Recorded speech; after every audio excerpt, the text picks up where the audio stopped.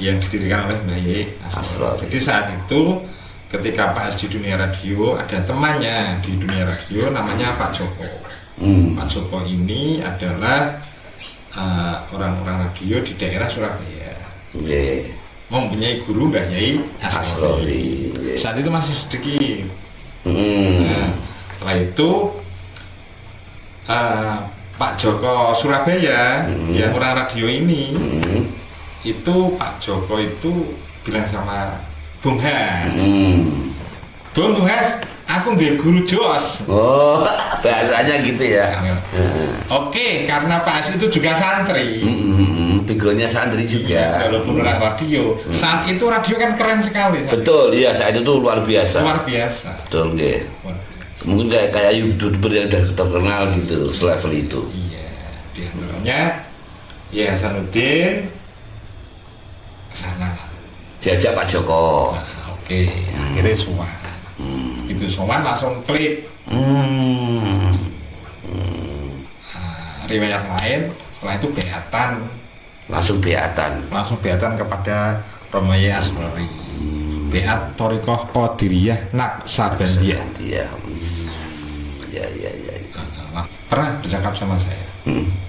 Iki eman-eman iki. Nek ora dilebokke radio eman-eman. Wong-wong men do ngerti. Karena ceramahnya Yai mampu membuka takbir-takbir kehidupan. Membuka hati, pikiran dan ini mana? Karena Pak Suran radio maka direkam. Iya.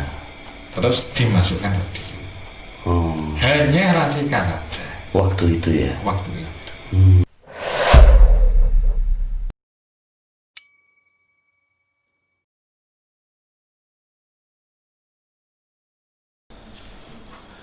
Assalamualaikum warahmatullahi wabarakatuh. Waalaikumsalam warahmatullahi wabarakatuh. Kembali bersama kita di kanal media Nusantara Ruang Diskusi Orang Biasa. Terima kasih teman-teman pemirsa semuanya. Malam ini kita akan kembali diskusi mengangkat satu episode yang kemarin menjadi sorotan netizen, pendengar dan pemirsa kanal media Nusantara, yaitu tentang satu sosok yang karismatik. Beliau adalah Romo Kiai Haji Ahmad Asrori Al-Ishaqi radhiyallahu an. Dalam banyak kisah, kemarin kita sudah membuka bercerita tentang kisah beliau terkait bagaimana beliau mengawali dakwahnya di kota Ungaran. Kemudian malam ini Kanal Nusantara kedatangan satu narasumber yang menjadi bagian dari saksi dan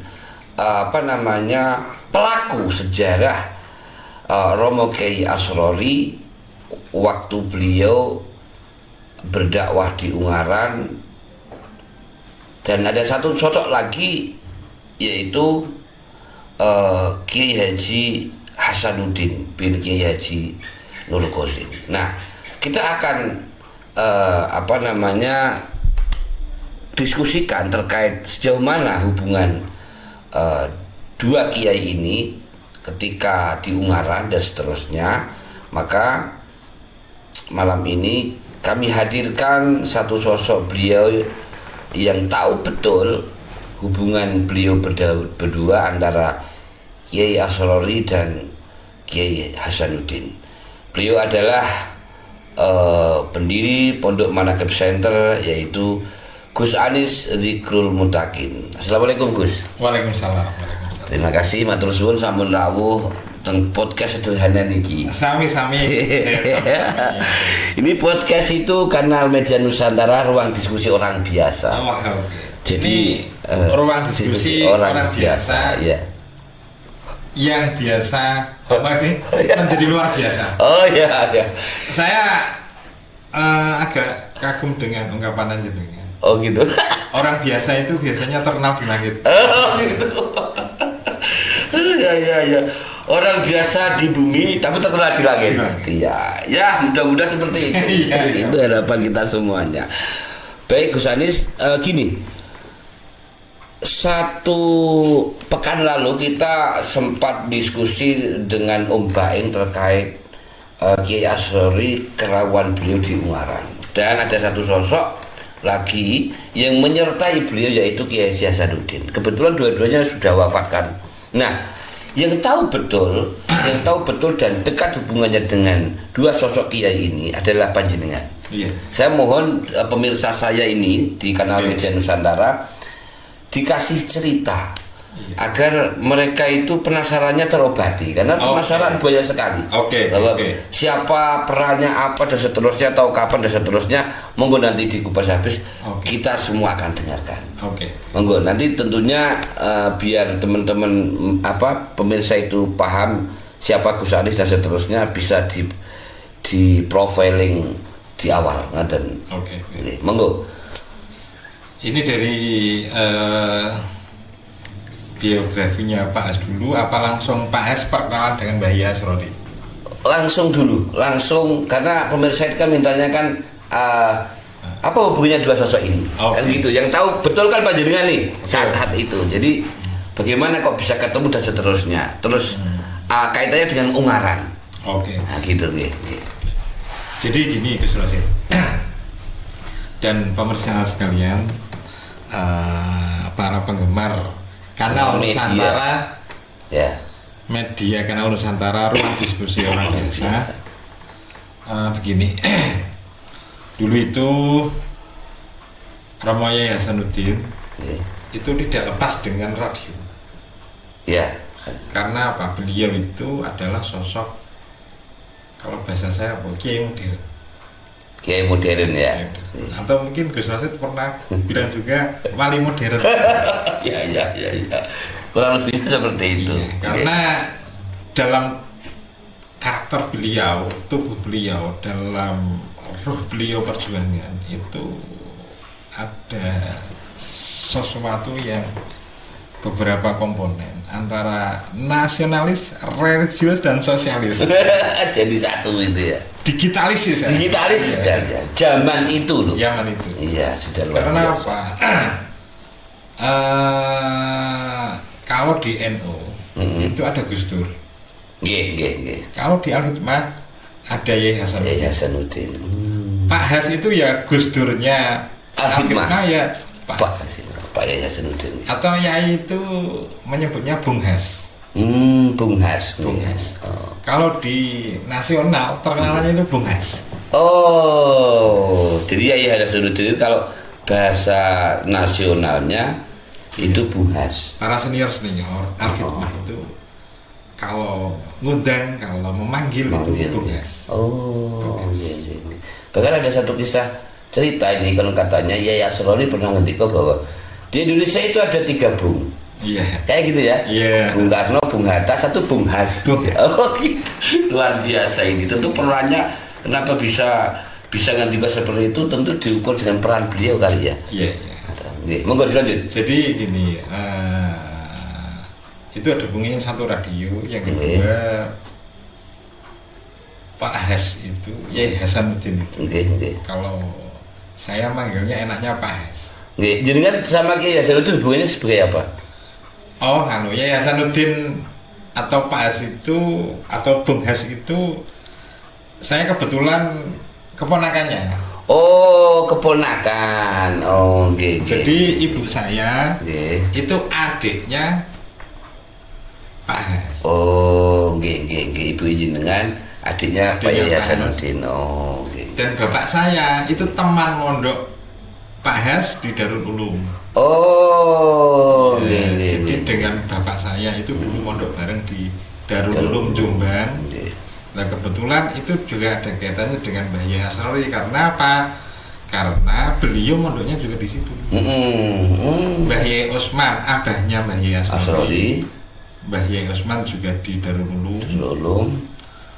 Mbah Yai Asrori juga di Darul Ulum.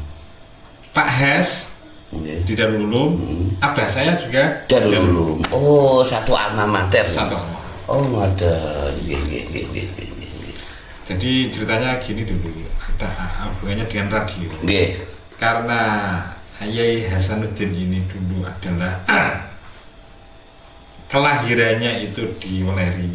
Oke.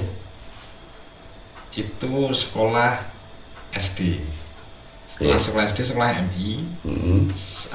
Sekolah SD, setelah sekolah SD sekolah MTS. SMP. Oh, SMP. SMP NU Mu'allimin Weleri. Oke, SMP-nya. SD-nya juga di Weleri sana. SD Nawangsari Weleri. Oke. Terus setelah itu beliau mondok di Darul Ulum. SMA-nya. SMA-nya. SMA-nya di Darul Ulum. Sebenarnya ini Darul Ulum mana? Darul Ulum mana? Jombang. Oh, Jombang. Darul Ulum Jombang, Peterongan Jombang. Peterongan Jombang. Iya. Terus setelah itu kuliahnya beliau di Undip. Di Undip. Di Undip. Kalau boleh tahu ngambil jurusan apa ya Hasni? Sarjana hukum. Oh, sarjana hukum. Sarjana hukum. Sarjana hukum SH. Kiai Hasanuddin SH. Oh, Iya. Undip ya. Undip. Luar biasa. Jadi di daerah beliau itu santri, terus nasionalis dan tirakata. Tirakannya juga luar biasa. Ya. Jadi balik lagi karena ada sejarah begitu. Ini sebenarnya saya membaca wawasan Pak As ini. Ini sebenarnya yang agak kosong. Ini dakwah secara modern. Lewat apa ini? Kan gitu. Di antaranya lewat radio. Waktu itu ya. Karena Pak As itu penyiar radio Gajah Mada FM. Oh. Iya. Nggih. Terus penyiar Jatayu. Keren. Lalu mendirikan radio Rasika. Rasika itu ya, Rasika. Hubungannya dengan Rasika inilah ada temannya Pak As. Diam-diam kan loh, Pak As itu sebelum menjadi ketua Al-Khidmah Indonesia 2 periode. Itu Pak As itu menjadi ketua umum PRSNI Radio se-Indonesia. Jadi komunitas pemilik radio atau insan komunitas radio. Pak S itu saat itu Kayaknya ketua penyiar itu ya. Bukan ya? ketua Persatuan Seluruh Indonesia. Oh, bukan penyiar saja. Bukan penyiar. Pemilik radio. Seluruh Indonesia. Luar biasa. Jawa Tengah juga, Indonesia juga. Jadi sebelum Pak As menjadi ketua Al-Khidmah, ingat-ingat ya, bukan Al-Hikmah tapi Al-Khidmah. Oke. Jadi ada apanya? Ada kol-kolannya. Al-Khidmah. Ya, Al-Khidmah ya. Yang didirikan oleh Mbah Yai Asror. Jadi saat itu ketika Pak As di dunia radio, ada temannya di dunia radio namanya Pak Joko. Pak Joko ini adalah orang-orang radio di daerah Surabaya. Mempunyai guru Mbah Yai Asrori. Saat itu masih sedikit. Nah, setelah itu Pak Joko Surabaya, yang orang radio ini, itu Pak Joko itu bilang sama Bung Has, Bung Has, aku nggak guru Jos. Oh, bahasanya gitu ya. Oke, karena Pak As itu juga santri. Backgroundnya santri juga. Walaupun orang radio, saat itu radio kan keren sekali. Betul, iya saat itu luar biasa. Luar biasa. Betul, nggih. Mungkin kayak YouTuber yang udah terkenal gitu, selevel itu. Iya, di antaranya ya Hasanuddin kesana. Diajak Pak Joko. Oke, akhirnya sowan. Itu sowan langsung klik. Riwayat lain setelah itu beatan. Langsung beatan kepada Romo Yai Asrori. Beat Thariqah Qadiriyah Naqsabandiyah. Ya. Langsung klik di beat. Karena saat itu pembeatan pun tidak sederhana. Maksudnya orang-orang tertentu saja. Tidak langsung vulgar tidak. Begitu Pak Has klik langsung beatan. Jadi seperti sudah ngeklik gitu kan sama Mbah Yai Asrori. Ya secara rohaninya sudah ngeklik gitu. Karena diantaranya Mbah Heru riwayat lain langsung paham. Ini cucunya Mbah Romli ya, gitu. Pak Has. Karena apa? Karena Pak Has pernah mondok di Jombang. Di Peterongan Jombang. Karena apa? Karena silsilahnya Mbah Yai Asrori secara mondok juga di situ, secara thariqah Qadiriyah Naksabandiyah juga ada kaitannya. Karena apa? Mbah Yai Asrori mursyid Qadiriyah Naksabandiyah, Mbah Yai Usman mursyid Qadiriyah Naksabandiyah dari Mbah Yai Romli. Jadi kemursidannya ini adalah dari Mbah Yai Asrori naik ke Mbah Yai Usman, naik ke Mbah Romli. Begitu ketemu langsung paham, karena apa, dunia mursyid itu kan kita nggak tahu sinyalnya berbeda dengan kita kan. Iya. Kalau kita kakek dosa orang mudengnya nggak nyandelan gitu. Terus itu kira-kira tahun pinten nggih? kurang lebih, Soalnya Yai Hasanuddin ke Yai Asrori kurang lebih kemungkinan tahun 94 94-an 19 sampai 1994 kurang lebih kurang lebih ya nggih. Karena saya itu diajak Pak Yai Hasanuddin itu ke Kedinding itu kurang lebih tahun 1996. Saya waktu itu kelas 2 SMP nggih. 2 MTS SMP itu Nggih. ke Kedinding CS. Pada saat itu, tahun itu masih satu mobil. Jawa Tengah itu masih satu mobil. Satu mobil yang ada hanya Ngeroto. Ngeroto Yai Munir. Pondok Ngeroto Yai Munir itu hanya di situ saja titiknya. Jawa Tengah hanya itu saja. Nggih.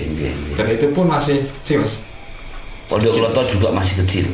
Iya, bahkan belum iya masih kecil.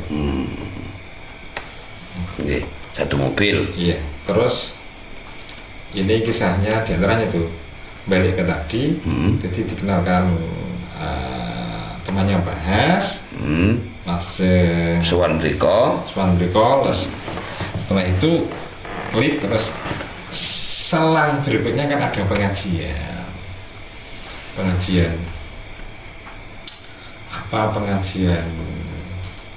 Rutinan apa? Bulanan. Bulanan. Dan saat itu Kedinding belum ada. Belum ada Kedinding. Belum ada. Pondok Kedinding itu belum ada. Tapi Yai sudah di titik itu. Sudah di Kedinding. Tapi pondoknya belum. Hanya rumah sama musala kecil. Ngeten. Jadi belum ada. Iya. Nggih. Terus ketika saat itu saya diajak ke sana, hanya ada ruang untuk tamu. Jadi ya kayak gini ngerti ya? Iya, jadi tamu. Kalau nggak salah ada pondoknya masih kecil. Tapi dulu saat Pak S ke sana belum ada. Belum ada pondoknya. Ketika saya ke sana tahun 96, kalau nggak salah ya 96 itu pondoknya masih 50 orang atau berapa? Oh gitu. 96 tetap sudah ada pondoknya, sudah ada santrinya lah gitu. Sudah ada. Kurang lebih ya itulah 50 orang. Setelah itu ketika saat pengajian itu Pak S selalu rawuh di dalam hati. Iya, maksudnya dalam hati. Pernah bercakap sama saya. Iki eman-eman iki. Nek ora dilebokke radio eman-eman. Wong-wong men do ngerti. Karena ceramahnya Yai mampu membuka takbir-takbir kehidupan. Membuka hati, pikiran dan sebagainya. Ini mana? Karena Pak Suran radio maka direkam, terus dimasukkan radio. Hanya rasakan saja. Waktu itu ya. Waktu itu. Instingnya ilmu radio langsung bergerak ya situ ya. Iya. Di konsep beliaunya. Terus akhirnya karena Pak S paham radio, ini bagaimana supaya masuk radio. Dan masyarakat Jawa Tengah supaya tahu.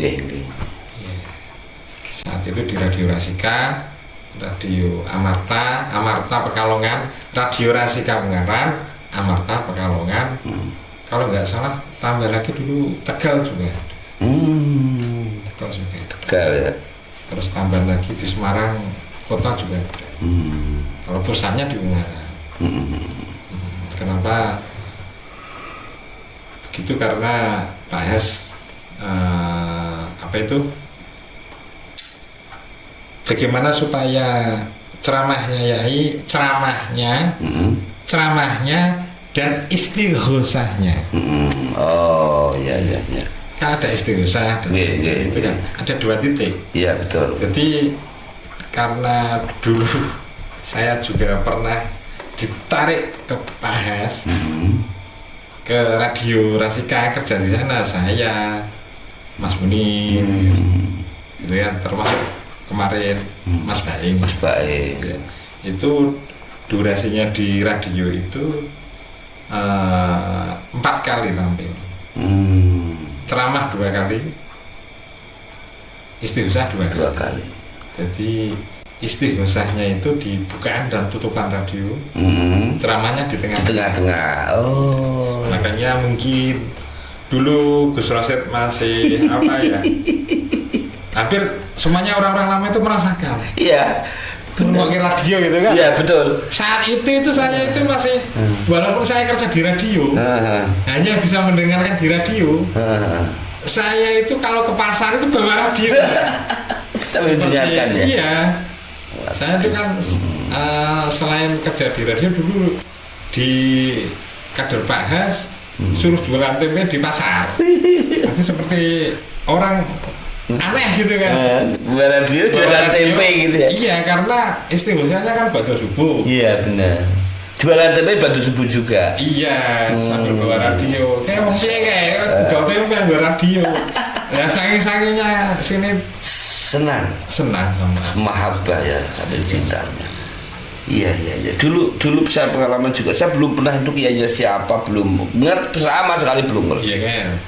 Tapi ketika dengar pagi-pagi itu ya sambil ngopi ya bersubuh, kemudian dengar apa namanya Mutiara Hikmah apa ya? Itu benar Mutiara Hikmah ya kalau nggak salah. Mutiara Hikmah itu judul pengajiannya. Oh, iya itu. Makanya Mbah Yai Asrori itu karena ngajinya bagus dan sebagainya, semuanya yang ngeplot Pak Es. Rekamannya, judul-judulnya itu yang buat Pak Es semua. Oh iya. Jadi termasuk judul Mutiara Hikmah program semuanya Yai Hasanuddin ya. Semuanya. Masya Allah. Iya. Subhanallah. Itu pertama kali Yai Hasanuddin membawa pengajian dan istighosahnya Yai Asrori itu tahun berapa nih? Kira-kira tahun berapa? Kira-kira kalau saya, karena saya saat itu masih masih SMP. Seingat saya itu tahun 96 itu nih. Iya. Saya ingatnya kan masih SMP. Kelas 1 SMP ya, diajak Abah ke radio Pasika. Bahkan naik bis dari Leri ke Semarang, ke Ungaran. Karena akan kerawan Mbah Yai Asrori. Oh, ini akan membuka acara di Kalisidi. Pemancarnya itu di Kalisidi.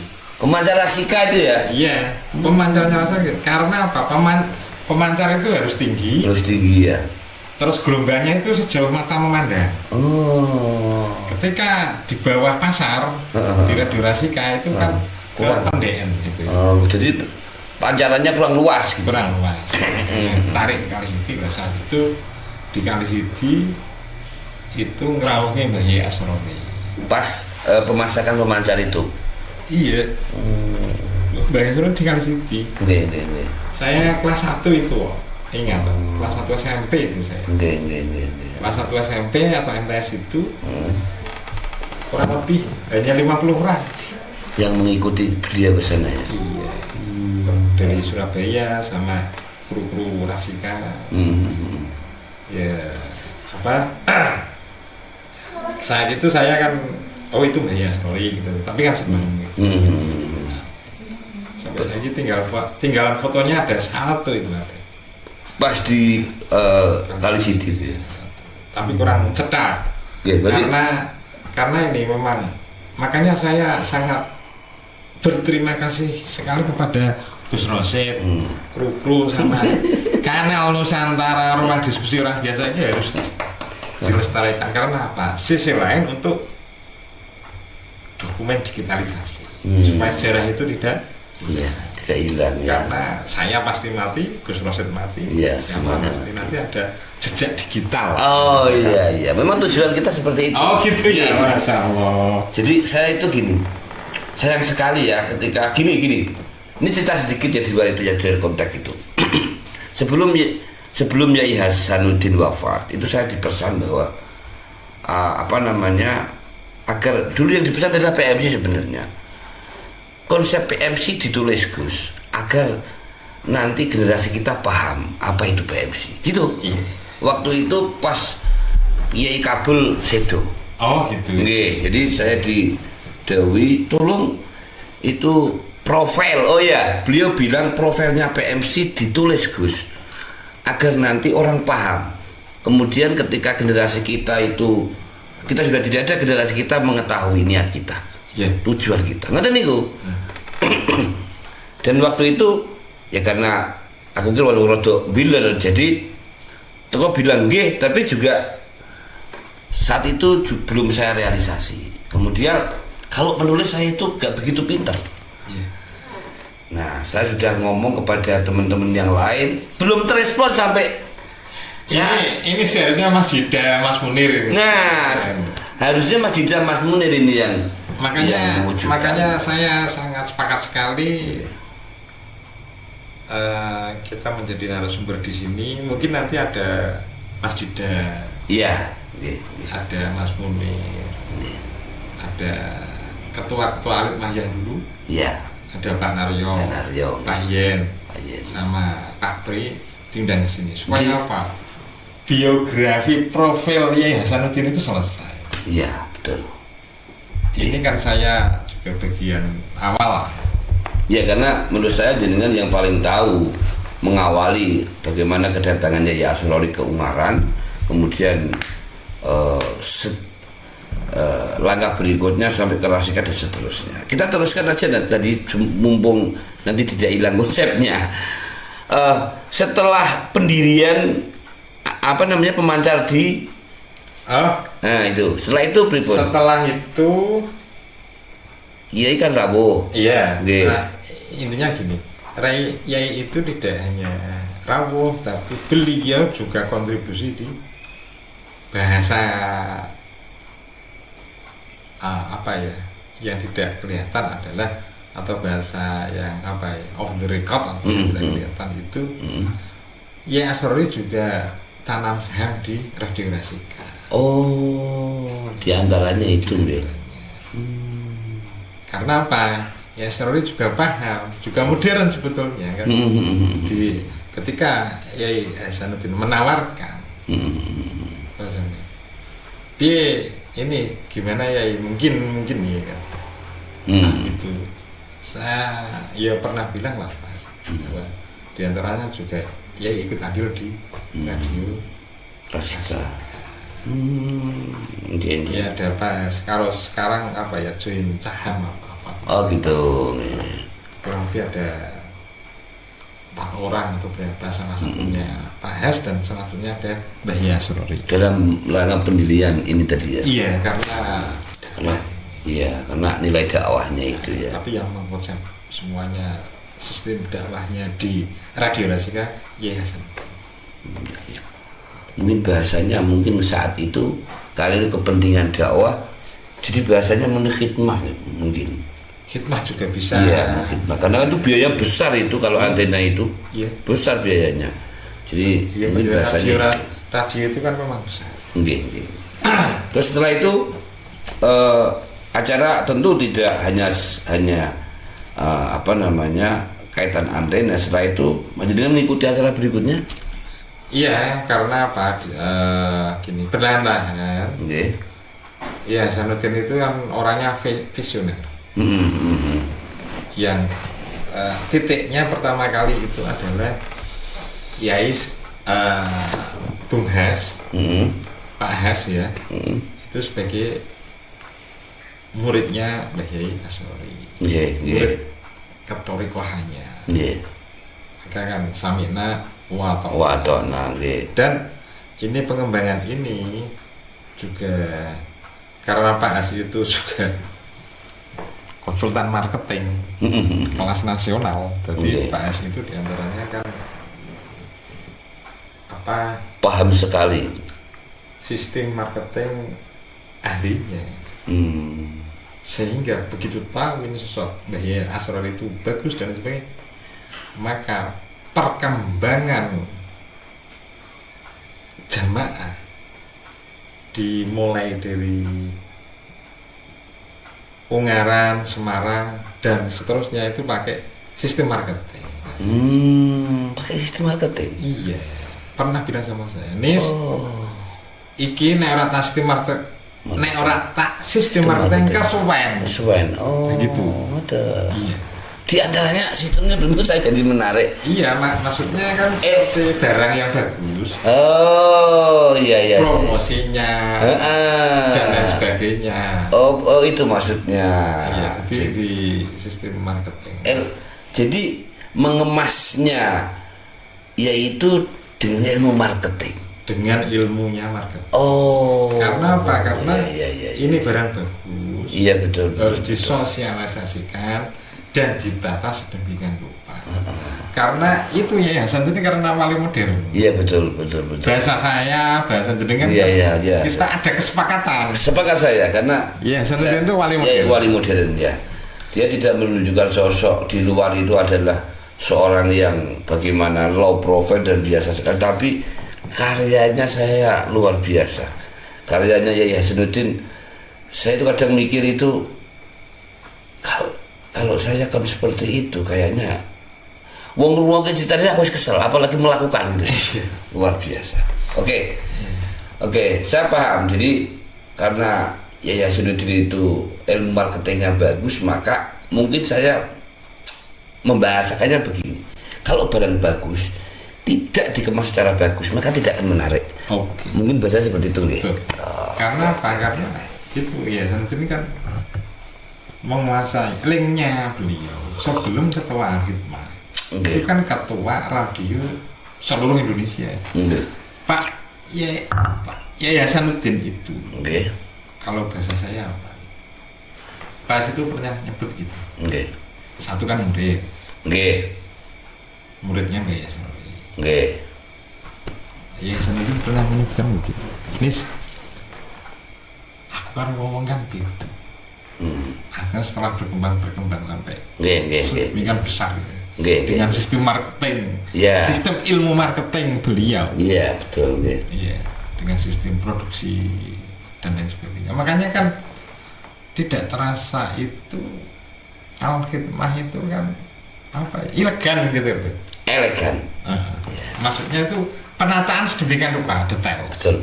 Dan lain sebagainya. Makanya kadang diturunkan agak sulit oleh majelis-majelis lain. Iya. Di antaranya bahas itu. Udut sih ya? Iya. Mana? Sama Udut ya? Mas. Enggak apa-apa. Enggak apa-apa. Sama Udut ini karena ya. Mantap, bentar ini.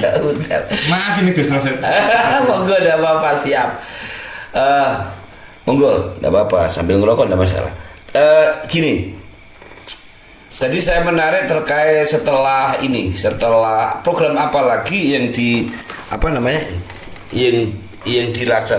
dilakukan oleh Yai Hasanuddin setelah pendirian menara atau pemancar Rasika. Setelah itu terkait pergerakan Yai Asror di Ungaran napa mawon?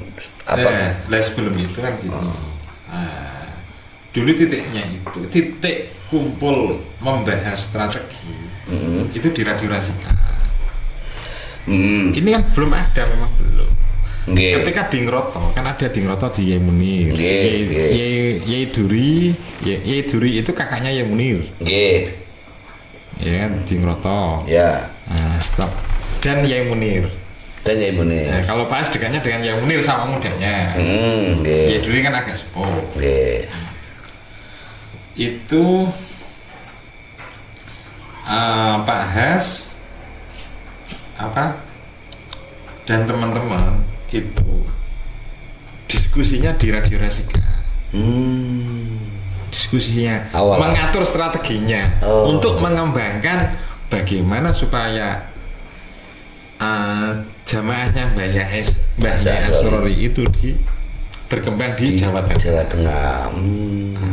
Jadi Pak Has yang strateginya, yang ngisi acara Mbah Yai Muni. oh waktu itu nggak ada ya. Tuh kan berkembang. Lah di Radio Rasika itu ada selapanan lah biasanya bulanan. Nggih. Dikirnya al-khidmahnya itu bulanan, tapi strateginya titiknya itu di Baitur Rahman. Pengajiannya itu perkembangan dikir al-khidmahnya itu di Baitur Rahman Simpang 5. Iya, waktu itu Simpang 5. Nggih. Lupa satu lagi. Wah. Pak Has itu juga imam khususi. Oh, Yai Has itu juga ditunjuk sama Yai Asrori sebagai imam khususi. Oh. Pak Has pernah bilang sama saya. Nggih, pripun? Nis sing ditunjuk imam khususi langsung sama Yai. Langsung sama Yai. Kowe imam khususi. Setahu saya saat itu ya masih sedikit kan, karena ini Jawa Tengah. Ini ngomong di Jawa Tengah. Itu hanya 3 orang. Oh, 3 orang. Siji aku nih ditunjuk Yai langsung. 2 Abah. Abah ini. Mbah Yai Hafidin. Yang ketiga Mbah Yai Zainuri. Mbah Yai Zainuri mana? Baitur Rahman. Oh, Mbah Yai Zainuri Baitur Rahman. Iya. Oh. Nah saat itu Mbah Yai Nuri Baitur Rahman itu imam khususi di Baitur Rahman. Jadi awal-awal dulu nggih. Iya, titiknya di Baitur Rahman dulu. Nggih. Khususi kan seminggu sekali. Nggih, ya. Atau kalau bahasa lain itu atau thariqah lain itu tawajuhan. Nggih. Tawajuhan thariqah Qadiriyah Naksabandiyah seminggu sekali di Baitur Rahman saat itu. Berarti saat itu yang adanya di Baitur Rahman sama di Ngroto. Nah setelah itu berkembang. Nah di antaranya di Ungaran itu program-program lain berarti gini perkembangannya. Pak Has saat itu membentuk dulu Al-Khidmah Jawa Tengah. Saat itu diketuai oleh malah lupa saya, Pak Tri Anggito. Ketua Jawa Al-Khidmah Jawa Tengah pertama kali Pak Tri Anggito. Nggih. Orang mana itu? Orang Semarang. Nggih. Pak Tri Anggito. Nggih. Dia kalau nggak salah itu kerjanya di Bank Mandiri atau lupa saya. Terus ketua jadi pergerakannya lewat ini. Ungaran belum ada, hanya untuk diskusi saja. Tapi semuanya yang atur Pak Has. Meternya di Rasika tadi. Atur Pak Has. Terus perkembangannya lagi hubungannya dengan di Ungaran, dan Yai pun mengajak Pak Has di beberapa titik di Jawa Timur, di Jakarta. Ya kan, dan beberapa saya kurang tahu saat itu. Saya masih SMA seperti Farhan itu kok. Iya. Pengen yang-yangan, pengen piye gitu kan. Iya. Oke. Terus setelah itu mulai Pak Has menerapkan. Saya tidak istimewanya Pak Has adalah Pak Has itu orang pandai, tapi kalau lihat potongannya potongan body apa ya, gesturnya beliau. Kalau belum bicara itu tidak kelihatan kalau orang pintar. Iya benar. Iya. Tapi begitu bicara, terlihat. Karena Pak Has juga ahli komunikasi. Iya. Wong Pak Has itu kalau nggak salah di Undip. Pak Has itu juga dosen loh. Iya benar. Dosen di Undip sama di IAIN. Itu dosen komunikasi Pak Has itu. Luar biasa. Ya Pak Has itu kiai, ya dosen. Ya marketing. Ya marketing. Luar biasa. Dan ya Hasanuddin itu apa ya, orangnya juga tawadhu ya. Iya. Dulur. Nggih, betul. Lah istimewanya Mbah Yai Hasanuddin itu antara organisasi Al-Khidmah seduluran kekancan bisa jadi satu. Hebatnya itu ya. Hebatnya ini. Pak As juga santri, bahasa saya Pak juga modern, tirakati ya tenanan. Dan Pak As itu juga manajemen juga bisa, marketing juga bisa, komunikasi hebat, public speakingnya juga bagus. Di dunia akademis juga luar biasa. Di dunia pesantren juga menguasai. Berkomunikasi dengan kiai juga mampu. Dengan pengusaha apalagi luar biasa. Dan dengan orang biasa juga iya. Ini dengan orang tua ya. Dengan anak kecil apa? Anak kecil iya, remaja iya. Semua bisa. Semuanya bisa. Jadi sama nek ketemu cah cilik kan cah cilik. Akrab gitu kan. Iya, Dan istimewanya Yai Hasanuddin lagi itu mengalkhidmahkan siapa yang ditemui. Tapi beliau itu tidak khidmahnya dulu, tapi pendekatan personel dulu. Oh, tekniknya gitu. Iya, lalu ditarik benar ke akhid. Jadi bahasanya yang pernah jenengan utarakan ketika diskusi sama Yai Hasanuddin menjadi pribadi yang menyenangkan. Iya. Membranding diri. Iya. Dia menyenangkan kepada semuanya kalangan. Makanya ketika Pak Has itu misalkan dekat dengan Gus Rosid, istrinya dialihkan, anaknya kalau punya cucunya dialihkan luar biasa. Jadi generasi saya yang sekarang itu saya kan awal mula kenal ya itu kan SMP kan. Nah saat itu kan ponakannya Pak Has yang lain, temannya Pak Has yang seumuran saya sekarang menjadi pengurus semua ini, yang sekarang ini. Iya betul. Gitu. Jadi jangka Pak Has itu memegang kaderisasi memang sekarang jangka sedang dan jangka panjang ya. Kurang lebih begitu. Iya.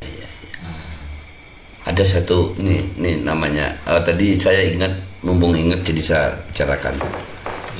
Yai Hasanuddin itu kalau ngajak orang ke suatu tempat, orang itu tidak merasa diajak tapi tiba-tiba sampai ke tempat tujuannya Yai Has. Betul.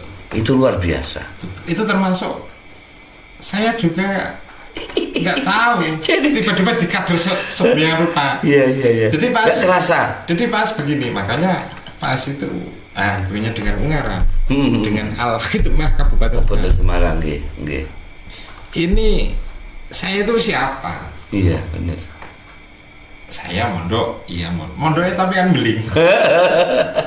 Tapi kan tetap mondok gitu. Iya, saya mondok berapa titik. Pertama di Medu, di Arifin. Yang kedua di mana? Di Ahmad Mutohar, penjalin Sabilun Najah, Kaliwungu, Brangsong Kaliwungu. Setelah itu di rumah, setelah itu balik lagi ke mondok lagi di Futuyah Merangge. Futuyah, sama Parane itu. Tahun saya. Terus saya tapi dipantau terus. Nah setelah itu saya ditarik Pak Has di Rasika ini. Ternyata saya berarti dipantau Pak Has itu sejak SMP. Dibidik gitu ya? Dibidik dan sebagainya. Ketika setelah SMA mungkin diliarkan dulu tapi dibidik kan. Iya. Saya itu saat itu kerja saya kerja di Jakarta. Di sales obat, teller itu kan, di rumah sakit itu. Oh iya. Pak Has bilang, Nis, kowe meh dadi apa kan di Jakarta? Ora kuat le. Ya saya iya juga. Lah, gimana Pak Di? Kowe melu aku nang Ungaran. Tarik lagi Radio Rasika. Itu saya setelah SMA. Nah benar saya dididik. Ternyata di kader. Terus akhirnya yaitu Nis dicoba kan, guys lapangan. Dan sebagainya. Lapangan. Setelah itu Nis aku didawai Mbak Yayas Rory. Itu perkembangan dari diskusi tadi dan sebagainya itu. Aku didawai Mbak Yayas Rory ini. Has, kowe iki aja ngurusi Ungaran karo Semarang tok. Kowe iki tak akan ngurusi sak Indonesia. Ini pas belum jadi ketua ini sudah begitu Yai. Oh, sebelum Yai Has jadi ketua Al-Khidmah ya? Iya. Oh. Sudah begitu. Nah terus aku kan apa Pak Has? Saya itu kan kadang bakso, kadang ndak. Sering ndaknya. Ya mungkin karena kedekatan karo Pak Dene Dewi. Nggih. Lah piye Mas? Lah piye Pak Din? Pripun Pak Din? Yo nganu wae. Apa? Aku kan masih imam khususi. So, nganu wae. Gawe piatan. Yai Has ngendika kali jenengan. Seperti itu. Gawe majelis piatan. Engko men kowe nyalon imam khususi. Mergone apa nih? Aku didhawuhi Yai kon ngurusi sak Indonesia. Oh. Lah engko kabupaten iki urusanmu. Oh gitu ya Yas bilang gitu. Iya. Oh. Skema kabupaten nanti urusanmu. Jadi aku tak keliling. Lah engko Ungaran ge sampel. Ungaran dibuat sampel. Iya. Oh. Karena bahasa kan karena sistem marketing itu kan sampel kan penting. Betul, ya penting sekali. Oke. Akhirnya kurang lebih tahun 2006 kalau tidak salah. 2006. Iya. Beatan di Masjid Kauman. Tapi sebelum beatan ini jenengan sudah membuat majelis lapanan tadi. Iya, selapanan. Selapanan kalau nggak salah apa di masjid depan Rasika itu apa ya? Iya. Saya pernah ikut itu. Pernah itu malam-malam habis sisa hujan-hujan saya ikut di situ. Lah tes-tesnya Pak S pertama kali itu. Oh. Yang gini. Nis. Pripun Pak Di? Gawe selapanan. Dulu kan di Radio Rasika. Iya.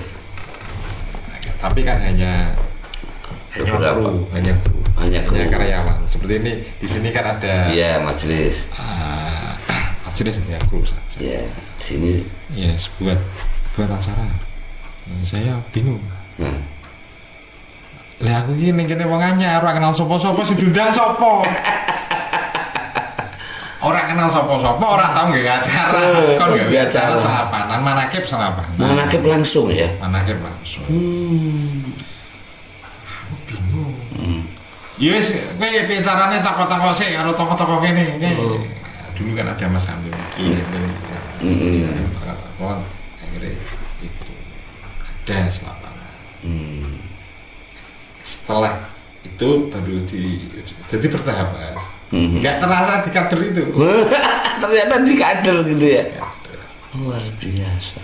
Terus membuat hall di Masjid Kauman Yai Wahab. Setelah ini manakib rutinan ini berjalan beberapa waktu, kemudian buka beatan langsung. Iya, beatan di antaranya itu alasannya buka beatan karena Pak Has kan imam khususi. Supaya khususi yang ada di situ ada khususi dulu. Pertama khususi di Ungaran sudah ada hanya 20 orang. Di masjid Masjid Al-Mustaqim Jambon itu. Iya. Bukan Jambon. Oh, bukan Jambon. Sebelahnya Rasika itu. Oh, yang sebelah Rasika itu ya. Ada khususnya Bu. Awal mula khususnya ada di situ. Dan imam khususnya Yai Has sendiri. Iya sendiri. Makanya ketika nek aku dijak yai keluar kota, bahkan kadang luar negeri nih, tetap khususnya ono berjalan. Jadi kowe gawe beatan sik. Men kowe nyalonke imam Khusus. Jadi orang tok. Jadi iya. Akhirnya beatan kurang lebih tahun 2006. 2006 beatan. Pertama kali beatan. Pertama kali kurang lebih dihadiri oleh 5.000. Saat itu juga waktunya hanya 2 hari. Dites sama Pak saya. 2 hari mengumpulkan 5.000 orang. Saat itu biasa. Dan mampu ya. Iya. Pada waktu itu komunikasi apa masih terbatas? Belum. Nah, saya diskusi dengan teman-teman. Nggih. Ya klurasikan ya teman. Tapi yang kondisikan semuanya saya. Saat itu. Nggih. Ya, kita hanya maturung. Saat itu posisi PS di Jakarta kok. Saya Mas Munir, ada Mas Hasan. Iya, Mas Hasan itu ya. Jadi kita bagi. Siapa yang pusing. Dan berhasil mendatangkan 5.000 orang. Tempatnya tunggu dini, di mana tempat? Masjid Kauman, Yai Wahab. Masjid Kaunan Ungaran yang. Iya, kalau Khol Romo Yai Asrori itu di sana itu ya. Sengaja saya kasihkan sana. Nggak. Supaya napak tilas Yai pernah beatan di sana. Iya. Iya begitu. Historinya biar nggak hilang. Iya. Istilahnya memang saya ngomong sama Pak Pri sama Pak Has. Ini harus ada Kholnya Yai di sini saja. Kenapa? Karena napak tilas Yai beatan di Masjid Kauman. Dan Yai ketika pertama kali di Ungaran itu kan tanya sama Yai Has. Sini si Yai Sepo siapa? Yai Wahab. Maka Mbah Yai Sarodi bersama Pak Has sowan ke Yai Wahab. Ke Yai Wahab. Ngoten. Dan Yai Wahab pun ketika Sugeng membackup betul Al-Khidmah yang ada di Ungaran. Kenapa? Yai-Has itu kan pendatang, bukan Ungaran kan? Betul. Yai-Has itu dulu bertempat di Kendal, di Krapyak, kan pindah-pindah. Pas kan guyonannya kontraktor, ngontrak sini, ngontrak sana. Iya. Ya itu dulu di Hanuman dekat bandara Semarang, terus itu pindah di Kendal,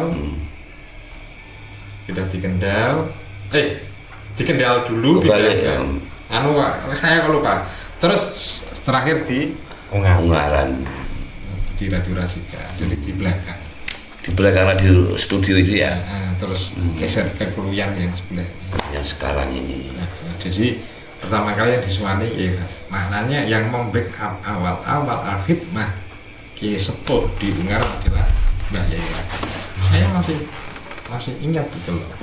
Jadi dulu itu Yai Wahab ketika ada acara misalkan di Waleri, di Semarang itu bagian Ndungani. Karena apa? Yai Wahab itu makanya saya salah satu pembimbing awal Al-Khidmah di Kabupaten Semarang. Makanya kebetulan saya kan juga terakhir mondoknya di situ. Yai Wahab. Jadi jadinya dirasikan sambil mondok di situ. Ya. Daya saya kalau nggak mondok daya. Saya masih muda. Ini daya kalau hanya bekerja saja. Iya benar. Jadi kontrolnya harus pondok ya? Iya harus pondok, apapun bentuknya harus pondok lah. Walaupun agak nakal dikit-dikit ya? Yang penting pondok lah gitu. Oke. Setelah baiatan itu hari apa dilaksanakan baiatan di Masjid Kauman itu? Kalau harinya saya lupa, tahunnya saja. Setelah itu berarti kurang lebih tahun 2006 ya. Setelah itu berkembanglah Al-Khidmah. Jadi ada khususi Ungaran.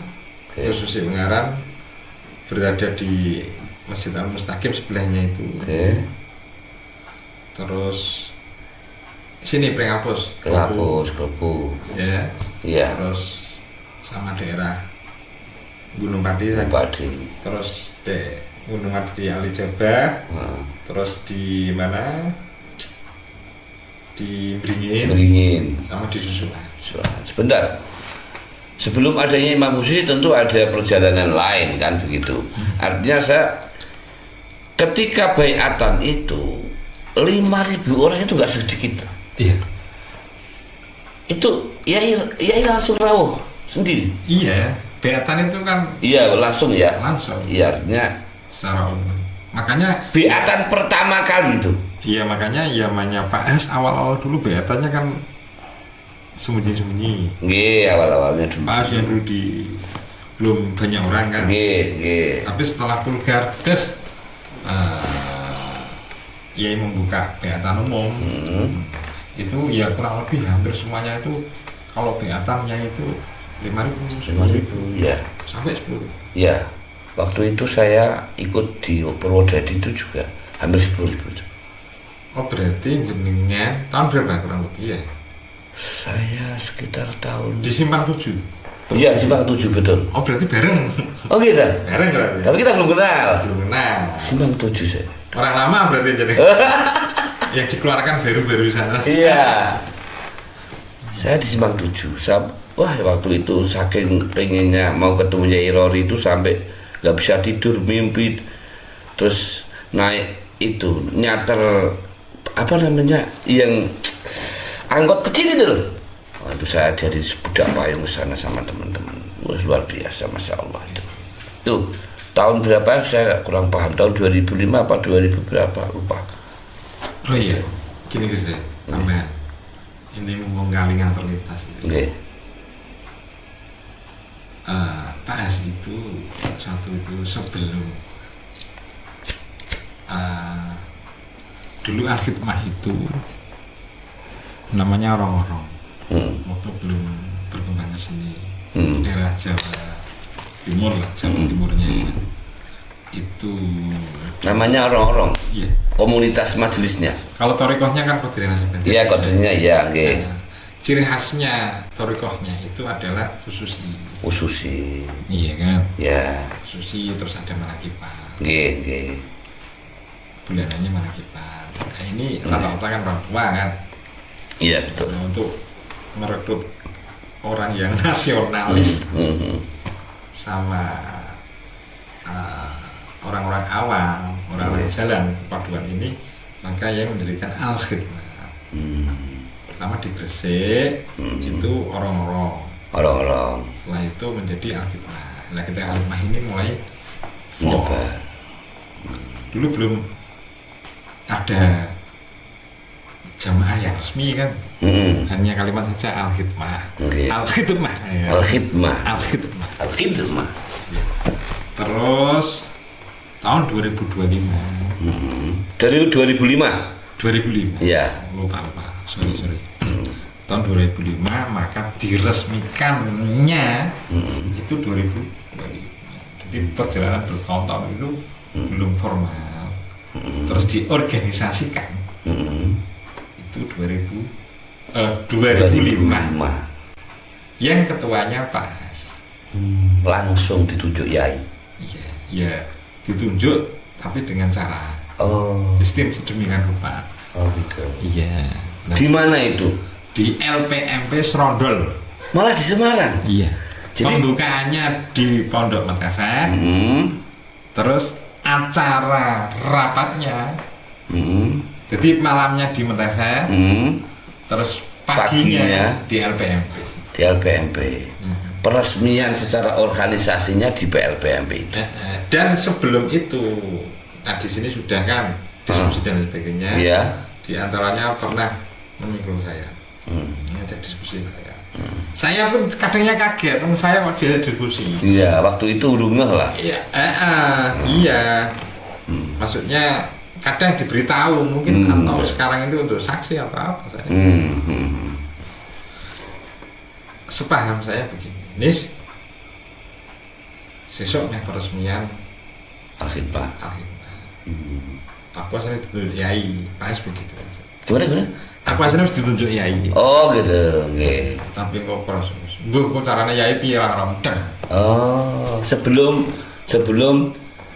hari peresmian itu terlaksana. Iya. Oh, ya. Terus akhirnya seingat saya gini. Jadi seolah-olah ada di informator, ada silahkan yang mau mengusulkan siapa. Oh, ya. Tapi yai ngasih ore-orean. Oh.